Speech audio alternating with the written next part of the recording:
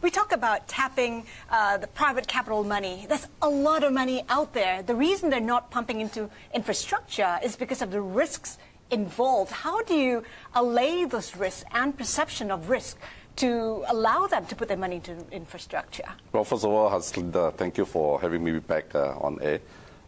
In terms of infrastructure projects, a lot of people, are misconceived. These projects are very long gestation projects. It takes time for the project to come about, and inherently, over that period, there are significant risks involved in doing projects. However, from our perspective, a lot of this risk can be taken out by the investors.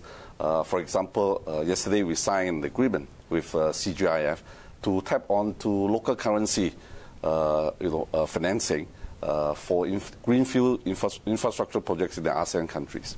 And how does it do that? Is that our investors can now come to us, ask us to take a look at the technical aspect of the risk and try and identify some of these risks and the mitigating factors and how we can mitigate some of the risks involved in terms of the execution, the design, and as well as whether the final project will achieve that performance specifications.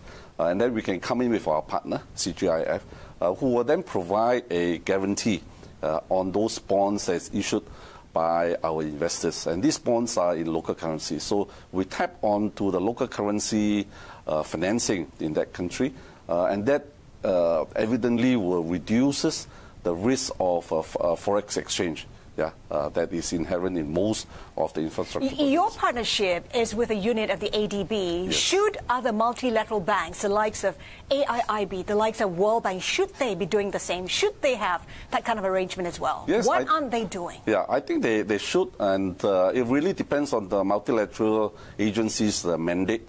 In this case, ADB mandate for CGIF together with China, Korea and Japan, the 13 countries, is really to provide guarantees for local currency financing for greenfield infrastructure projects. So they can do similar things, but so far I think ADB through CGIF is probably the only one in the market doing that. I want to touch on the Belt and Road Initiative. We Sure. just had a huge meeting where Malaysia walked away with $7 billion of deals. Indonesia walked away with $5 billion. What opportunities do you see coming from that meeting? Well, I think the One Belt, One Road initiative gives rise to a lot of opportunities for Surbana Jurong. Today, we are a global platform.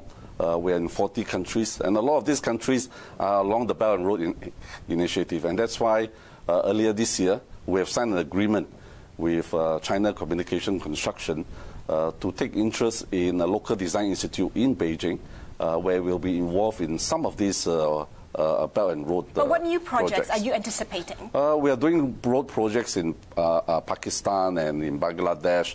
You have energy projects in Indonesia, as well as the transport sector in Myanmar.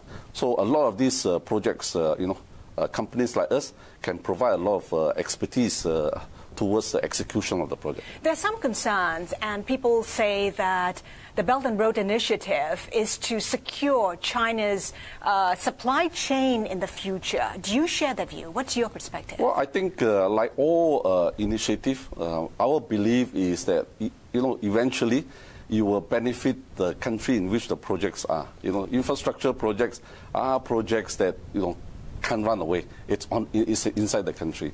And our belief is that with the improved connectivity, both in terms of people, goods, and friendship among all the countries, as a whole, you will bring a lot of economic benefits to the entire region, and it will uplift the lives of the people in the country. And so to us, it's a very positive move.